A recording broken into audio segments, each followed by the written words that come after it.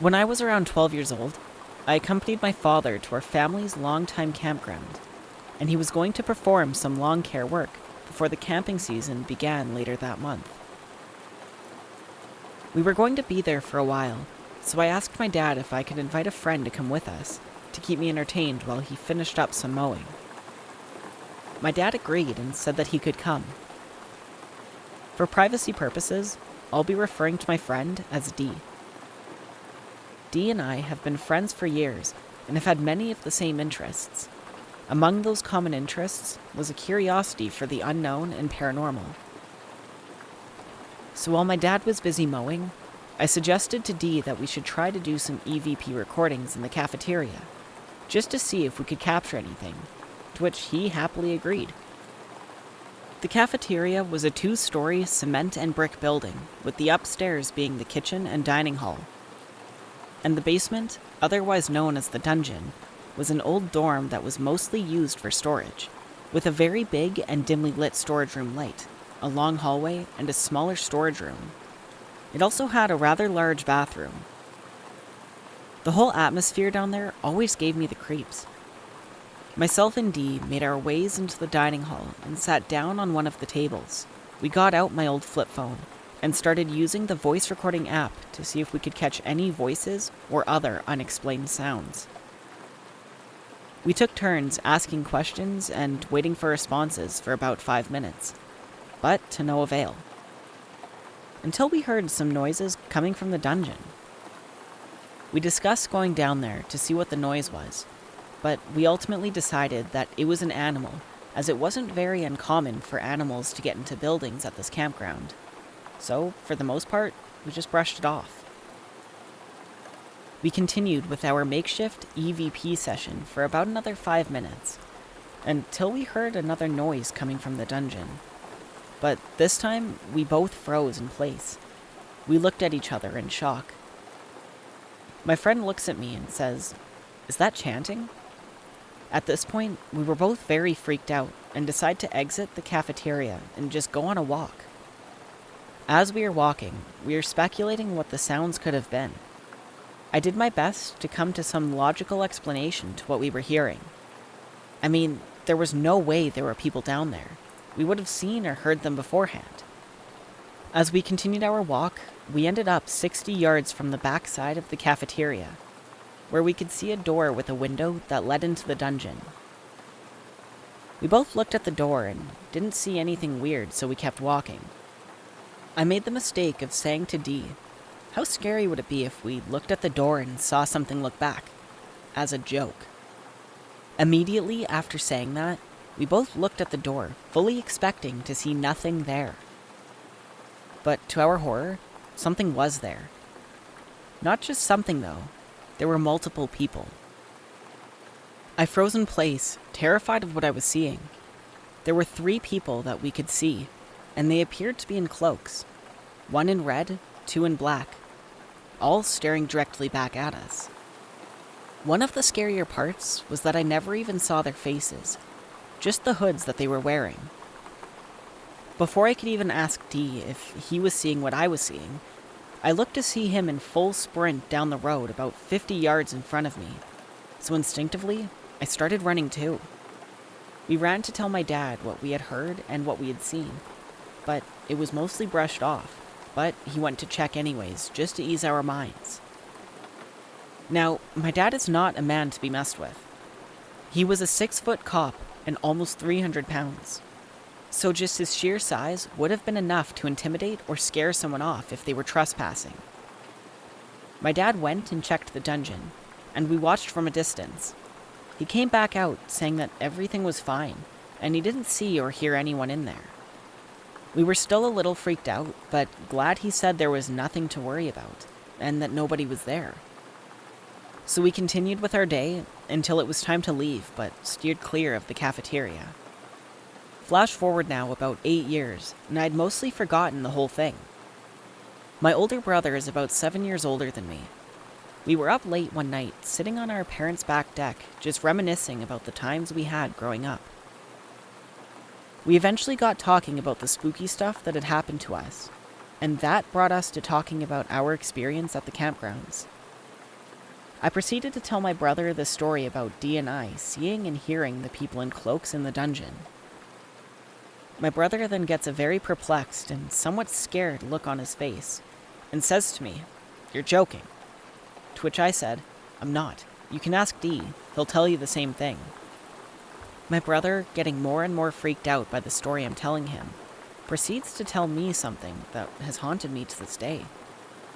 He tells me that when I was about 2 years old, a satanic cult had broken into the campground. The cultists had gone through every room in the church and gathered all of the Bibles. They had taken them to a field which was directly on the other side of the road from where myself and Dee had seen the people in the window. He tells me that they burned a massive pentagram into the field, piled all of the Bibles in the middle, and set them on fire. The next day, a couple workers had gone out into the campgrounds to do some regular maintenance and found what had been done. They called the police, and according to my brother, they not only found the pile of burnt Bibles, but they also found the remains of dead animals all around in a ritualistic pattern. Nobody had heard or seen anything more about the cult since then, until I told my dad and brother what Dee and I had experienced. Flash forward to today, so 11 years since what we experienced, and nobody has seen or heard anything that we know of.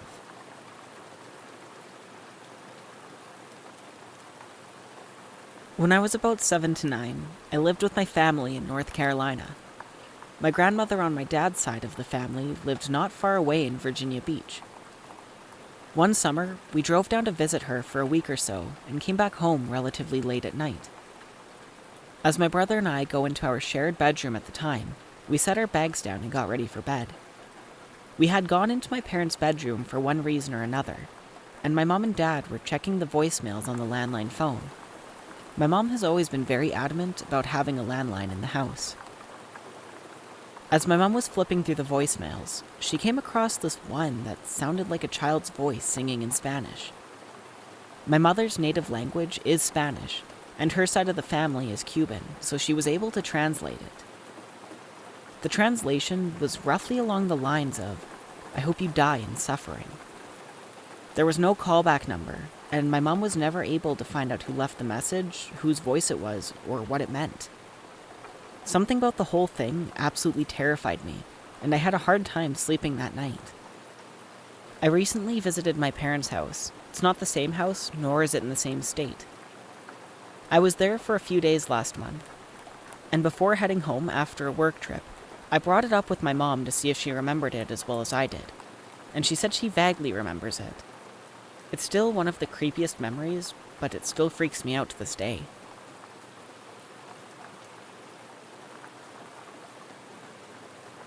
Back when I lived in the rural Midwest, so about 10 years ago, I lived in a house right off the highway. My house was right between one town and another, almost right on the county line. Our house had a big circle driveway. If you drove in the driveway, you would be going straight towards our barn. If you curved right, you could pull into our garage. If you went past the garage, you could circle around in front of the house and pull back out where you started. Our house had 2 large double doors in the front, which we rarely used. We always used the door that was inside the garage. One night, it was very late, and my doorbell rang. My husband, my 3-year-old daughter, and I were all asleep. It woke me up, and I thought I was dreaming. And then it rang again. I woke my husband up. He thought I was hearing things until it rang again. It was very dark outside, but we have dusk to dawn lights, so most of the driveway is pretty lit up. Unfortunately, you can't really see through the front doors, unless you open it and look out. My husband gets up, and I follow him. He decides he's going to open the door. I want to call the cops, but because we live on the county line, we know it's going to be a while before they can get there. He opens the door to a girl, maybe early 20s. She looks normal, except for the fact that she's standing at my door in the middle of the night. I look past her, and her car is pulled into my driveway just off the road, but not up to the house, and not around the circle. She says she needs to use the phone. She says her car battery died or something. She's not sure, but she can't get it to start. I told my husband, no way. This is how horror movies start, and we offered to call the cops, which would be the county sheriff. She asks over and over, but I'm not letting her in. We tell her we will call, and she kind of stomps off. She walked back to her car, maybe 50 feet. I'm a bad judge of distance. I can see her car, and I can see her. I called the cops, and they say they will be there as soon as they can, about 15 minutes. They don't sound very concerned, and at this point, I'm not really either. I mean, she's just a girl. She probably does have a dead battery. She opens the trunk, no light comes on. She rummages around the trunk, then the driver's side door opens, and out steps a guy. Then the back passenger door opens, out steps one more guy. They all rummage around in the trunk, no lights on. I can't hear anything. I can't hear them talking, and I can't tell what they're doing. They all got back into the car. Now at this point, maybe 5 minutes have gone by, and I'm silently praying that the sheriff puts his foot on the gas and gets here quickly. But I know it's going to be another 10 minutes or so. They just sat there in the car with the lights off, not moving. I can't see them when they're in the car, but I know they're in there. I know they didn't get out and walk past the house because they would have to use the walk right under the dusk to dawn light. Then I see something. Someone walking towards the car from the right, coming from the direction of the barn. It's a man. I have no idea who this man is. We don't have a neighbor for at least a mile, and he's coming from the back of the property, which ends in a creek. He walks under the dusk to dawn light, straight to the car. He doesn't look at the house. He just walks to the car and gets in the back. The car starts up, they slowly back out of my driveway and head north. The cops arrived about 10 minutes later, and at this point, I'm freaking out. They search around and can't find anything. They asked us if we got a license plate, but they were parked too far away. They told us to call if they came back. And my husband goes and gets his shotgun from the shop, which was on our property, and we try to go back to sleep. They never came back.